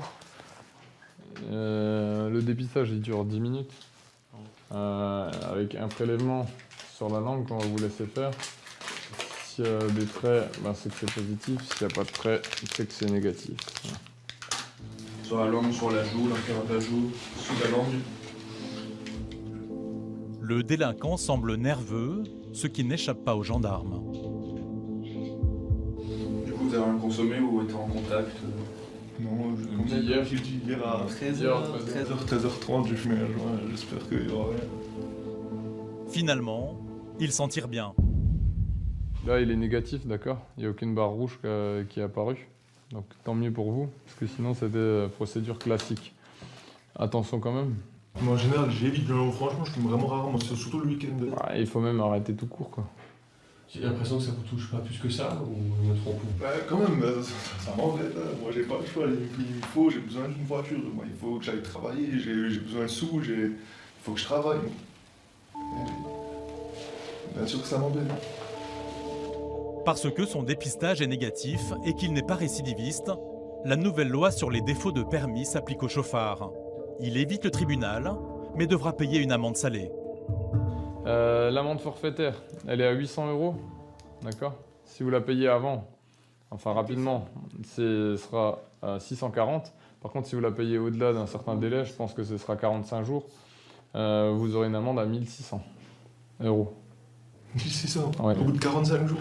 Au-delà des 45 jours. C'est une sacrée somme, 800 €. Dans le cas de type logistique, tu n'importe quand tu arrives vers la rentrée de camion. On s'en sort bien quand même. L'année dernière, en France, environ 250 personnes ont été tuées dans des accidents impliquant un conducteur sans permis de conduire. Les cyclistes sont l'une des catégories d'usagers les plus vulnérables aux accidents de la route. Chaque année, dans les rues parisiennes, ils sont plus de 600 à être blessés lors d'un accident.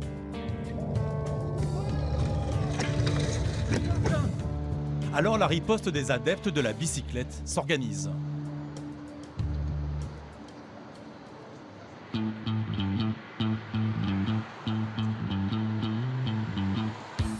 Il est 8h30 ce matin, place de la Bastille, en plein cœur de Paris.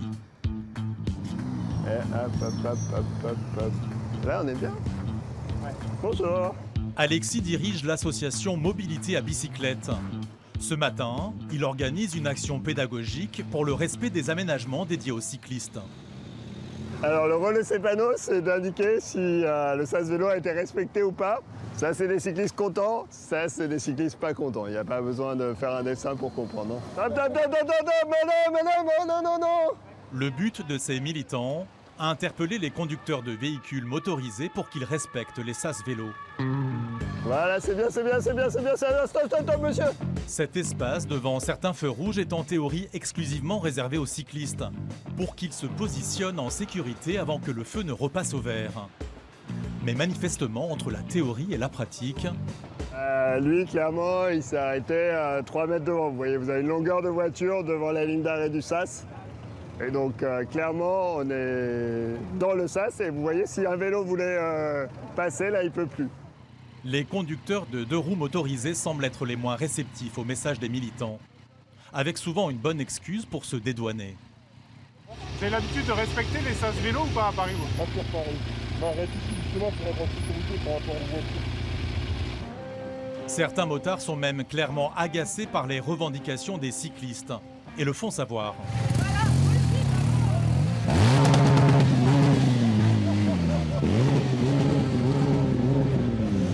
Alors voilà, ça c'est les gens qui se vengent, comme ils n'osent pas nous dire qu'ils nous aiment pas, ils se vengent en faisant vrombir le moteur au démarrage. C'est nul.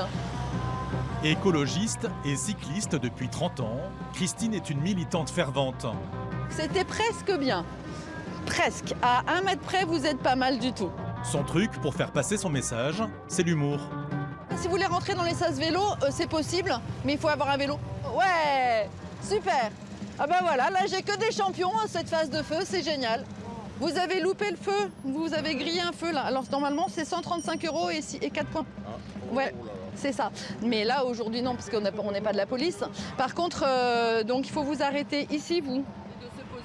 C'est dur de cohabiter avec les vélos à Paris ou pas? Un petit peu. Non. S'il vous plaît, merci. Les gens aiment pas être pris la main dans le pot de confiture. Ils aiment pas. Et justement, un petit incident vient illustrer le malaise qui règne dans les rues parisiennes. Oh non, vous avez tout raté. C'est pas possible d'être là. Oui, je sais. C'est pas bien, on est vite. Attention, c'est rouge. Libérez le passage. Attention. À l'image de ce militant campé devant cette moto, le climat entre les différents usagers est actuellement plutôt tendu.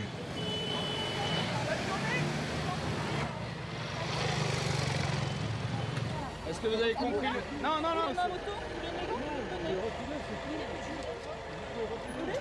Non, attendez, monsieur. Est-ce que vous avez juste compris le message que vous voulez faire passer? Ah mais c'est parfait, vous voulez qu'il ne soit pas sur votre passage. Sur les sas vélo, ouais, c'est tout. Mais Je sinon... considère que je vois beaucoup de vélos qui vont pas dans les passages vélos. Tout à fait, mais... Tout à fait, ils ont le droit de rouler sur la route, hein, vous savez. Oui, bah oui, ils ont le droit, c'est pour ça qu'on leur fait des prises, dans ce cas-là, qu'on les supprime. Qu'est-ce que ça crée comme sentiment chez vous? Un sentiment de ras-le-bol. Un sentiment vraiment de ras-le-bol.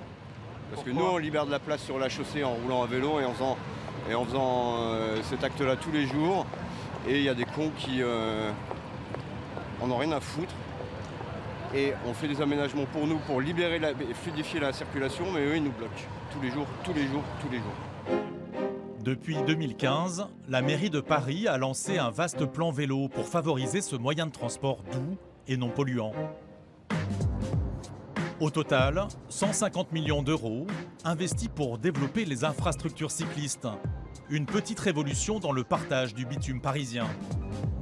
Les pistes cyclables fleurissent dans la capitale, mais certains automobilistes leur reprochent d'engorger la circulation. Dans les rues, la question est sensible et vire parfois à la guerre de territoire. À droite, merci. Pour Léo, 22 ans, livreur à vélo depuis 4 ans, la circulation parisienne est une jungle où tous les coups sont permis et dont les cyclistes seraient les premières victimes. Bah là, tu te retrouves clairement dans le cas typique d'un gars qui bloque la piste cyclable plus une partie de la route. Et du coup, on est obligé de se déporter complètement pour pouvoir circuler correctement. Enfin, pour pouvoir... Ce gars, c'est un Carrare. Non mais regarde, c'est un Carrare film. Voilà. C'est pas un Carrare. C'est vraiment, on est en présence H24 de ça. C'est rien parce que le chauffeur va dire ouais mais tu contournes. Sauf que quand on contourne 20 fois, 30 fois, 50 fois par jour, ça devient très compliqué quoi. Et c'est vraiment une mise en danger perpétuelle, permanente. Lassé du mépris quotidien dont il s'estime victime, Léo est devenu un militant zélé de la cause cycliste. Moi j'ai commencé à militer sur cette cause-là parce qu'on avait vraiment un ras-le-bol et les personnes ne nous entendent pas quand on leur passe à côté, quand on leur fait excusez-moi machin, il y a un désintérêt. Il faut des fois à certains moments être plus virulent. Être plus virulent, pour Léo, c'est décider d'agir. Au printemps 2018, il s'équipe d'une caméra et poste des vidéos sur les réseaux sociaux où il dénonce les incivilités qu'il subit. Oh oh allô, on ne peut pas par la droite, c'est une piste cyclable. Allô allô. Un engagement militant qui, dans le climat actuel, peut vite mal tourner. Comme ce jour de juin 2018. Le jeune homme roule tranquillement sur une piste cyclable du 8e arrondissement quand il se retrouve face à un vélo talonné par 2 scooters qui n'ont rien à faire là. Non, c'est à vous de partir. Barrez-vous. La situation va rapidement déraper. Je suis dans ma piste en fait. Ah non, je suis pas justifié, je travaille pour moi. Ah, tu veux qu'on se bagarre, je sais pas. T'as envie de ça? Pendant l'altercation, plusieurs scooters en infraction n'hésitent pas, même, à emprunter le trottoir. Le conducteur du scooter bleu semble, lui, bien décidé à en découdre. Il s'approche de Léo, menaçant. Pardon? Casse-toi, Pardon? Casse-toi, Pardon? Je veux pas me laisser passer, arrache ta gueule. Arrache ta gueule. Barre-toi. Arrache ta gueule. Barre-toi. Vas-y, prends ton vélo, prends ton vélo. Le scooteriste s'en prend physiquement au jeune homme et le dégage manu militari de la piste cyclable. Mais Léo ne se laisse pas impressionner. Tout est filmé, j'ai ta plaque. J'ai ta plaque et tout est filmé. Mais j'en ai rien à foutre, t'appelles comme tu veux. Ah, t'es dans ma voie. Tu te casses. Tu te casses. Tu pas justicier, t'es dans ma voie. Tu te casses. Non, ta voie, et alors tous les jours, t'es sur la route avec ton vélo. On me dit quelque chose, non? Bah ouais. Sur la route avec ton Bah ouais, c'est ma voie aussi. On me dit quelque chose? Bah ouais, parce que c'est ma voie. Casse-toi. Casse-toi, quoi? Casse-toi. L'auteur de cette brutale agression verbale crache même sur Léo avant de repartir. Allez, va te faire voir, ciao. Allez, ciao. Sale ambiance sur le bitume parisien. Ciao. Face à ce climat délétère, Léo et 2 de ses amis ont décidé d'unir leurs efforts. Salut. Ça roule? Ces deux hommes sont âgés d'une trentaine d'années et souhaitent rester anonymes. 50 € et Observation Cycliste, leur pseudo, publient le même genre de vidéos sur les réseaux sociaux. Et on se bat pas non plus. C'est bon là un peu. Comme on dit, une image vaut 1000 mots. Et une caméra, c'est 25 images secondes, donc ça fait beaucoup de mots. Pour la première fois, ces justiciers à bicyclette ont décidé de se regrouper pour une après-midi de guérilla contre les incivilités faites aux cyclistes. On le sent très souvent dans la circulation, quand on a une altercation, tout seul, on se sent vite très seul, les automobilistes prennent fait et cause entre eux. Et là, on va être à plusieurs aujourd'hui. Donc là, on va pouvoir voir ce que ça donne quand, effectivement, on peut faire masse. L'improbable commando se met en route. Place de la Madeleine, un automobiliste garé sur une piste cyclable va rapidement en faire les frais. Bonjour monsieur, vous êtes sur une piste cyclable s'il vous plaît. Est-ce que vous pouvez déplacer votre véhicule s'il vous plaît? Allez-y alors. Vous restez là, monsieur? Je pars, j'ai le temps à aller, je pars. Bah allez-y. Bah, on va attendre avec vous, sinon vous pouvez y aller. Vous êtes qui en fait? On est des cyclistes qui cherchent à rouler sur une piste cyclable. Et vous êtes qui? On s'en fiche en fait, ça ne vient pas dans le débat, on n'a rien à faire. Vous avez le droit de vous mettre là monsieur, à la place de votre cigarette. Vous voulez que je vous la ramasse ou pas la cigarette? Parce que celui-là je peux la ramasser, puis vous la rendre aussi dans la voiture par exemple. Ce conducteur, un peu surpris par cette leçon de civisme inattendue, obtempère et préfère quitter les lieux. Et ben voilà. La troupe de choc reprend sa route et tombe cette fois sur ses scooters arrêtés dans un sas vélo. Tout va bien sur le sas vélo? C'est 4 points, 4 points. Ouais, et ouais. Faites gaffe, ça va tomber bientôt. Hein. Et ça, combien d'euros d'amende? 135. 135. Ça fait juste 20 ans que ça existe en plus. Alors je sais pas, peut-être au siècle dernier vous avez passé votre permis. Hein. C'est pas une idéologie, monsieur. Idéologie de rien à foutre et de je suis tout seul sur la route, c'est pas d'idéologie. C'est le code de la route et j'ai du mal avec ça. Arrivés sur les grands boulevards, les vengeurs masqués vont maintenant s'attaquer à une autre problématique parisienne, le stationnement des deux roues. Là, à cause des scooters garés, les voitures nous frôlent. Tu vois, il y a toute la rangée ici qui est sur une piste cyclable. Parce que c'est censé être un parking moto dans le sens parallèle à la route. Et là, les motos se retrouvent perpendiculaires, du coup on en met plus. Mais par contre, on empiète sur la piste cyclable. Et le principe, c'est que là, toute la piste cyclable est occupée. On va se faire toute la rangée là. Vous écrivez quoi? On écrit piste cyclable. Des actes à la limite de la légalité, mais pas franchement hors la loi. Leur tag s'efface avec un peu d'eau. Certains ont même droit à un autocollant géant, très explicite. Comme ça, il n'est pas là. Quand il rentrera, il comprendra peut-être pourquoi il a un petit message. De son côté, Observation Cycliste expérimente une nouvelle arme. Il utilise un collier de serrage pour bloquer cette poignée de frein. Ça c'est vache. Oh putain, énorme. T'as vu la rangée de scouts qu'on a? C'est 45 secondes sur site et on dégage. Fiers de leur coup, les trois comparses se moquent même de leur victime du jour. Faut penser à nettoyer le pare-brise. Hein. Les justiciers à vélo décident alors de passer à la vitesse supérieure. Ils s'improvisent agents de la circulation. Vous n'êtes pas un vélo. Si vous voulez prendre les pistes, vous prenez un vélo, monsieur. Oui. Mais les esprits commencent à s'échauffer. Et là, vous bloquez derrière. Allez hop, dégage. Voilà. 50 € va même taper dans le scooter de ce contrevenant. Hop. Piste cyclable, tu dégages. En plein après-midi, au milieu du trafic dense des grands boulevards, la pression monte. Les échanges se font plus durs. Vas-y, passe. Vous n'êtes pas un vélo, monsieur. Vous n'avez rien à faire sur la piste. Si vous voulez prendre la piste, vous prenez un vélo. Faites comme le mec juste avant et le mec juste derrière. Vous n'avez rien à faire sur la piste. Je suis pas sur la piste, monsieur. Enfin avant, prenez-nous pour des cons aussi. Hein. Juste avant, c'était quoi? C'est pour les cyclistes, la piste, monsieur. Vous allez être poli. Ah, je vais pas être poli. Vous allez surtout rouler ailleurs que sur les pistes cyclables. C'est pas vous qui donnez des ordres, monsieur. Quand on est en temps, on ferme sa gueule. C'est la base. Un peu plus loin, la rencontre avec ce scooteriste va prendre un mauvais tour. Vous roulez sur une piste cyclable et vous demandez qu'on vous respecte. Allez-y. Vous prenez combien de fautes par jour? C'est pas moi le problème, c'est pas moi la question. Hop, hop, hop, hop, hop, hop, hop, hop, hop, hop, hop, hop. Ouais, monsieur. Ça va pas, non? Ah, ça va? Ça va pas, non? Eh, le feu rouge! Oh putain. Allez. Oh putain, ça va chier. Ignorant les feux rouges, 50 € s'élance à la poursuite du conducteur excédé. Arrivé à sa hauteur, il lui décoche même un coup de pied dans la carrosserie. Et il ne va pas en rester là. Rejoint par ses deux acolytes, il rattrape à nouveau l'infortuné conducteur. Ah non, il est là, c'est lui. Et lui passe un savon en public, quitte à bloquer la circulation de la place de la République. Vous êtes en tort et vous osez la ramener en plus. C'est le procès là? C'est pas le procès. Baissez d'un ton quand vous roulez sur un endroit où vous n'avez pas le droit de rouler. Baissez d'un ton, ok? Baissez d'un ton. Et là, vous êtes rentré dans mon vélo.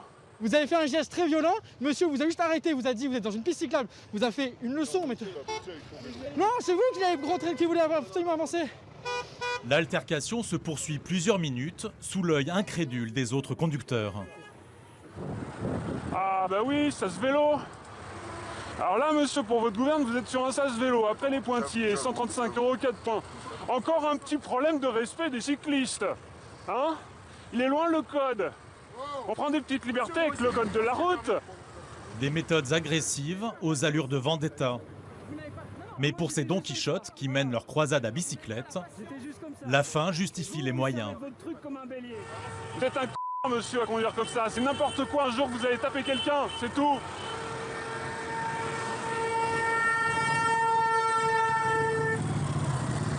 Là, je considère qu'en fait, il a franchi une limite. Moi, j'étais poli, vouvoiement, et je ne touche pas à son véhicule. À partir du moment où il me rentre dedans, où il risque de péter mon vélo, je considère que là, tous les coups sont permis.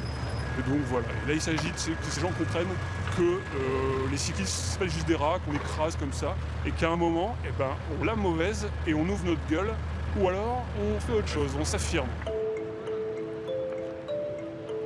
À 200 km de là, en Eure-et-Loire, Sarah a frôlé la mort à cause d'une conductrice alcoolisée et sans permis de conduire, il y a 1 an. Aujourd'hui va se tenir le procès de la chauffarde. Je suis stressée et j'ai peur quand même. Vous avez peur de quoi? Je sais pas comment ça va se passer et de revoir un peu tout le monde, d'être tous les 4 dans la même pièce. Ça fait 1 an qu'on s'est pas revus, du coup ça va être compliqué, je pense. La conductrice était sa meilleure amie, mais Sarah a dû porter plainte contre elle afin d'être indemnisée par les assurances. Une amitié brisée qui l'affecte profondément.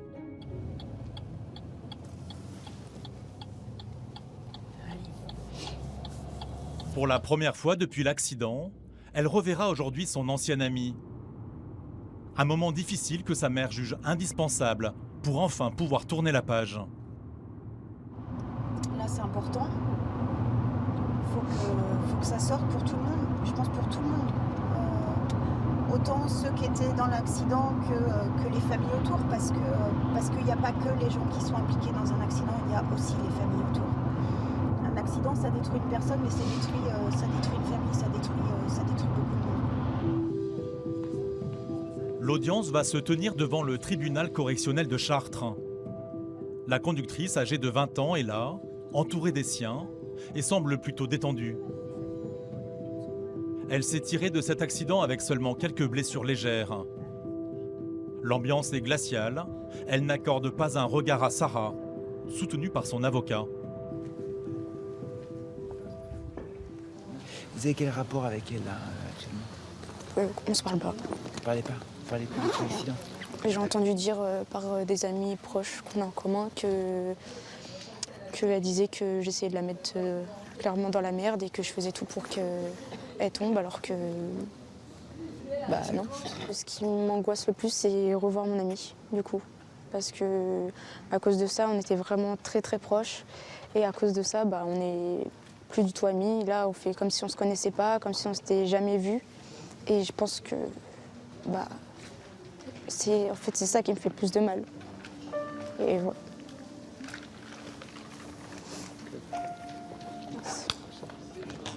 Non. pourquoi ça m'angoissait et tout. Ça y est, c'est presque fini. C'est chiant d'être ici. C'est bientôt fini, d'accord? Pour tourner enfin la page, l'avocat de Sarah estime que l'audience a un rôle crucial. L'enjeu, c'est d'avant tout d'avoir le sentiment d'être écouté, entendu en qualité de victime. Et donc psychologiquement, de ressortir de là en se disant « je suis la victime, il y a une responsable à tout cela et ce n'est pas moi ». Et c'est là que le processus de reconstruction, souvent on parle de deuil, va pouvoir commencer. Pour l'accusé, la peine encourue est lourde. Conduite sans permis et récidive de conduite en état d'ivresse sont des circonstances aggravantes. Elle risque jusqu'à 7 ans de prison et 100 000 € d'amende.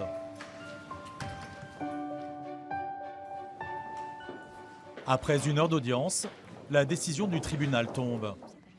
La jeune chauffarde est condamnée à 8 mois de prison avec sursis et 1 an d'annulation de permis. Donc le pénal, c'est fini. Et il faut qu'à partir de maintenant, vous rebondissiez, quoi. Que vous repartiez, que vous avanciez toutes les deux. Vous avez été jugé. La justice a parlé. 1 an d'interdiction de permis, elle l'avait déjà avant l'accident et ça ne l'a pas empêché de conduire. Donc s'il n'y a pas véritablement, est-ce que j'espère, est-ce qu'on espère tous un vrai déclic, ça se reproduira malheureusement et je ne suis pas sûre que la prochaine fois, il n'y aura pas des morts. J'espère simplement c'est que ça ne sera pas ma fille, que ça ne sera pas Océane et que ça ne soit pas la fille de quelqu'un d'autre parce que en tant que parent, malheureusement, on les récupère cassés à l'extérieur mais aussi à l'intérieur et c'est le plus dur. Pour Sarah aussi, ce jugement gardera un goût amer. Mais ce n'est pas la décision du tribunal qui est en cause. C'était mon ami et la voir être accusée, ça m'a fait beaucoup de peine. Et du coup, je tremblais et j'essayais de pas trembler devant tout le monde et tout, mais du coup, c'était angoissant. Et des fois, je me retenais de pleurer parce que c'était quand même mon ami et du coup, à cause de ça, à cause d'un accident, il faut se dire que l'amitié ne tient pas toujours. Du coup, voilà. Les 2 clans se quittent sans un regard. Leurs chemins se croiseront à nouveau pour l'audience civile, qui fixera le montant de l'indemnité que la délinquante devra verser à ses anciennes amies. Et de savoir qu'elle allait être remplacée aussi, parce que je savais que ça allait être dur pour elle, si tu veux. Depuis 10 ans, le nombre de jeunes adultes tués sur les routes a baissé de 40%. Mais les accidents de la circulation restent la première cause de mortalité des 18-24 ans. En 2018, 493 jeunes ont perdu la vie sur les routes de France.